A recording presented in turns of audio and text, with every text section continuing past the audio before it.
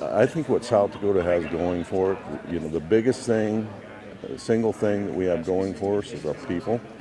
Um, and I've said it a lot of times that the people in South Dakota are special, and I really mean that.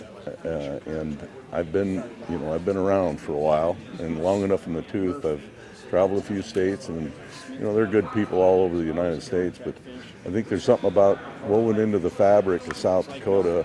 The work ethic, the culture, just the values that they have. People want to work hard, and they have a great work ethic, and just a moral fiber that you don't see at the level you do in South Dakota.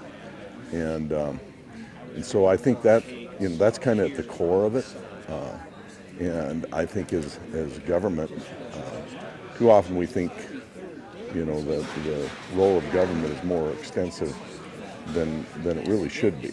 And what we focus on is like I said, we're the second least regulated state in the nation, second lowest taxes.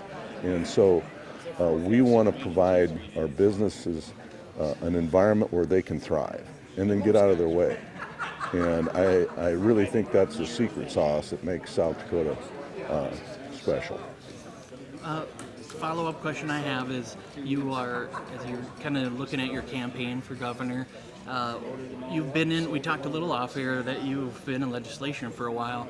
What makes you want to carry on as governor and bring this new future to South Dakota? It's a great question, because it's the same questions that I asked myself repeatedly in making the decision, and the same questions I've asked myself through my entire political career, whether it was originally decision to run for the school board. Served on the school board for 6 years, and then considered running for the legislature. And the question's always been what's my motivation, and what do I have to offer? And so I've never made the decision that I didn't feel like I was really called to that position.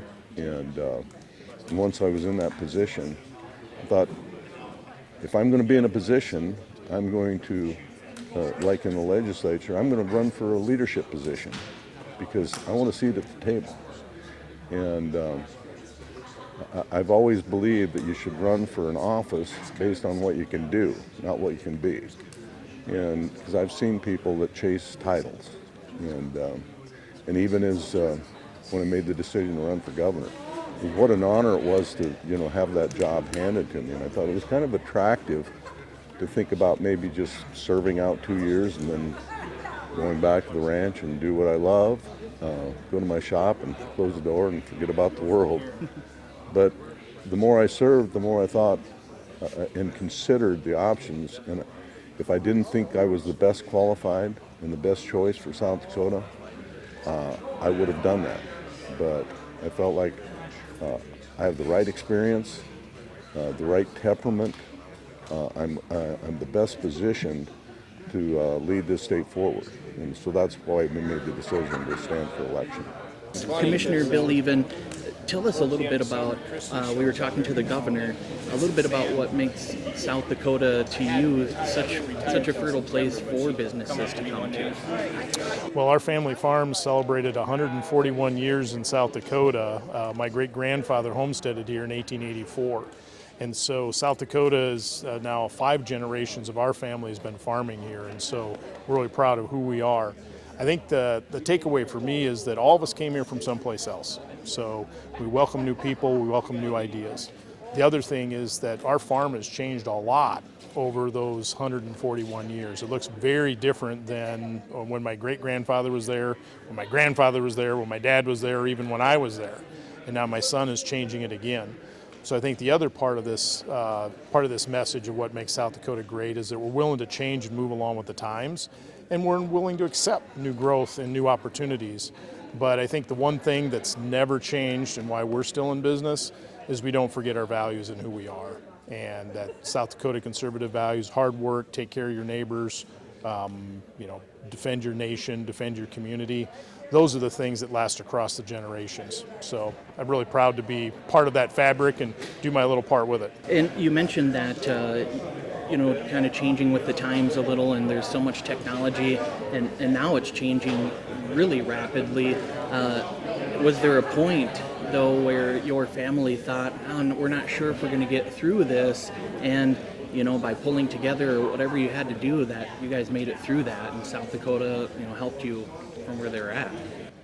Well, it's an excellent question, because in 1983, I started farming when I was in high school. And before I came here to Watertown to Lake Area Tech to study ag production.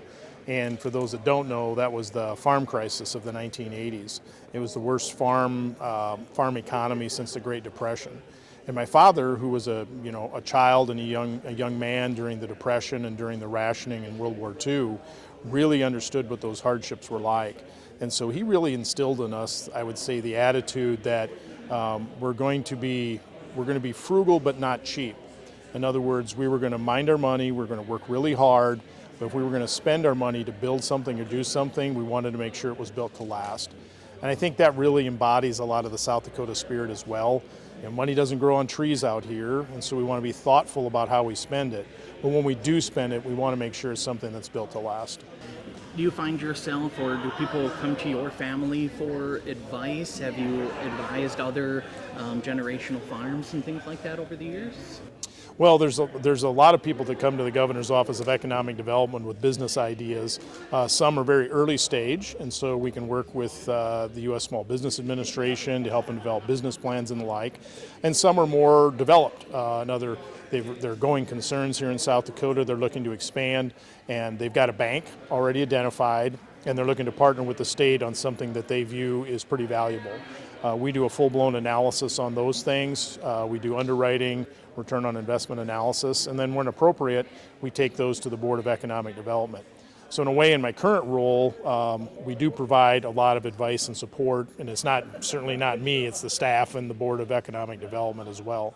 But back on our home farm, I would like to think that having been a member of the community for over 140 years, your family name should mean something, and I think that's also important. So we enjoy talking with our friends and neighbors, and frankly, we're in the family farm transition process now between my brother and I and my son.